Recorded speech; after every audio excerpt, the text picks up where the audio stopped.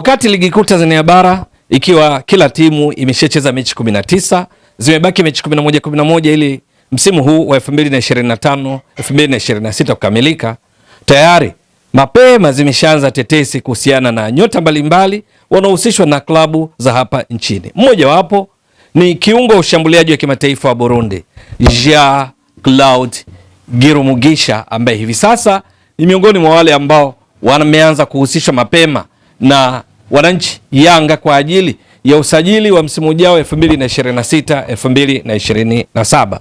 Huyu ni kijana wa Burundi mwenye kipaji cha hali ya juu, kiungo ushambuliaji ambaye hivi sasa yungali akitumikia klabu ya Al Hilal Omdurman ambayo amekuwa akichezea tangu msimu wa 2023 2024. Jean-Claude Girumugisha umri wake ni miaka 21, maana alizaliwa mwaka 2004. Yeye guu lake lenye nguvu zaidi ni la kulia, lakini anavyotumika ndani ya klabu ya Al Hilal Omdurman, hata katika timu yake ya taifa ya Burundi ambayo ameshaitumikia katika mechi 16, hucheza zaidi kama winga wa kushoto, tunasema left winger, lakini guu lake lenye nguvu zaidi ni la kulia. Kwa sababu hiyo, akiwa katika nafasi hiyo, yeye anakuwa kama inverted winger, kwa maana kwamba ni winga ambaye anaingia ndani, analitazama lango la wapinzani na kujaribu kufunga, au wakati mwingine kutoa zile pasi mshazari, diagonal passes kwa wenzake, na hivyo kuwa miongoni mwa nyota ambao wazuri pia katika kutoa pasi saidizi za mabao kwa wenzake. Sifa yake mojawapo ni chenga, kasi, lakini kubwa zaidi uwezo wa kupiga mashuti makali ya mbali, ingawa yeye ni kijana mdogo. Wakati mwingine namna umuonavyo na kile anachokifanya uwanjani, pengine unaweza kaona ni tofauti, maana amekuwa na kipaji cha hali ya juu.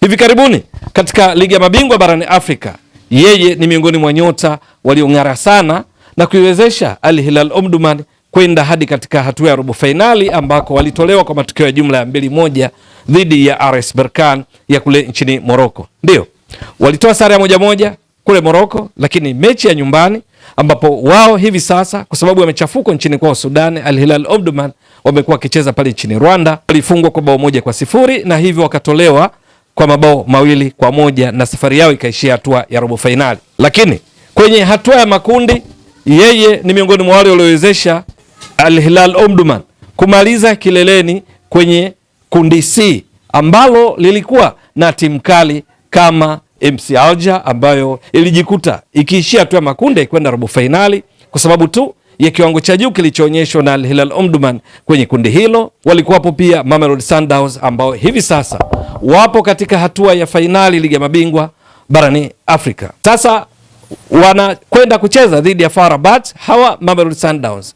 Lakini kwenye safari yao Mamelodi Sundowns hawawezi kumsahau Girumugisha, kwa sababu walipokutana katika mechi mbili za kwenye kundi lao la C, mechi ya kwanza Mamelodi Sundowns walifungwa mabao 2-1, bao mojawapo ambalo lilikuwa ni la pili na la ushindi lilifungwa na Girumugisha. Katika mechi ya marudiano walimaliza 2-2 pale nchini Afrika Kusini. Matokeo yake ni kwamba Al Hilal Omdurman wakaongoza kundi, na miongoni mwa pointi walizipata kwa wingi ni kutoka kwa Mamelodi Sundowns, kwa sababu katika mechi mbili kwenye pointi 6 walivuna pointi 4. Waliongoza kundi wakiwa na pointi 11, waliofuatia wakawa Mamelodi Sundowns. Sasa miongoni mwa waliong'ara sana ni pamoja na yeye Jean-Claude Girumugisha, ambapo katika mechi za ligi ya mabingwa barani Afrika kwa msimu huu Al Hilal Omdurman kutoka hatua ya makundi mechi 6, halafu mechi mbili za robo finali zilizocheza dhidi ya RS Berkane na kutolewa, jumla ni mechi 8, yeye amecheza mechi 7, kuonyesha ni kwa namna gani ni miongoni mwa nyota wa kutumainiwa ndani ya kikosi cha Al Hilal Omdurman.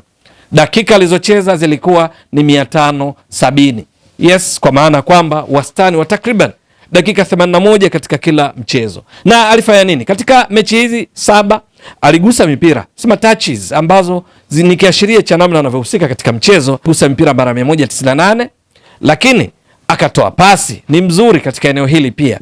Alitoa pasi 63, zilizofika ni pasi 34, ni takriban asilimia 54 ya ufanisi. Kumbuka, eneo analocheza ni la pembeni kwenye kushambulia. Kwa hiyo haitazamii kwamba kuna ufundi mwingi sana kutoka kwake katika utoaji wa pasi, kwa sababu yeye anapopata mpira purukushani huanzia hapo kuelekea katika lango la wapinzani, na hivyo nasibu ya pasi huwa iko chini kidogo kulingana na nafasi anayocheza. Kwa hiyo ni around 54% ya ufanisi, sababu ni kama nilivyotoka kuzielezea. Lakini akafanya majaribio ya kupiga mashuti. Yes, piga mashuti shots, kapiga mashuti 16 yaliyolenga shabani, 4 yakamwezesha kufunga mabao. Kafunga bao moja, lakini katoa asisti moja na hivyo kuchangia mabao mawili. Na sio tu katika kushambulia ambako pia huwa anapiga cross ambayo inaashiria miongoni mwa weakness zake.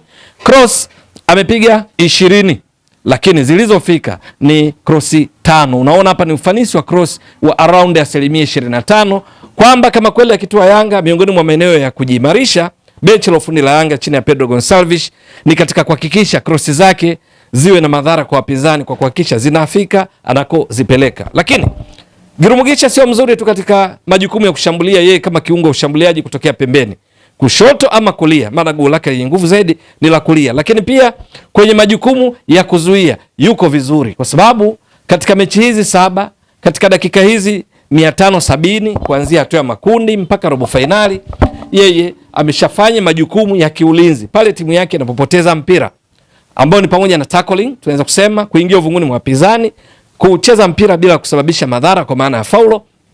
Amefanya tackling 4 kwa mafanikio, lakini kuna interception, kuingilia mpira ambao wapinzani wanapasiana mmoja kwenda kwa mwingine, yeye kuingilia, amefanya hivyo kwa mafanikio mara 3. Hizi tunasema interceptions, amefanya mara 3. Lakini kuna clearances, kuubutua mpira, kuosha kutoka katika eneo hatarishi, amefanya kwa mafanikio mara 1, kwa maana anarudi kabisa nyuma na kufanikiwa kufanya hizi clearances. Lakini kwa ujumla amepora mipira, kuitoa katika himaya ya wapinzani kwenda katika himaya ya klabu ya timu yake Al Hilal Omdurman, tunasema ball recoveries, amefanya kwa mafanikio mara 24. Kupora mipira, unaweza kaona ni kwa namna gani ambavyo yeye kiungo ushambuliaji pembeni, lakini amekuwa akijituma mno katika kuhakikisha anatekeleza vema majukumu ya kiulinzi pindi timu yake inapopoteza mpira.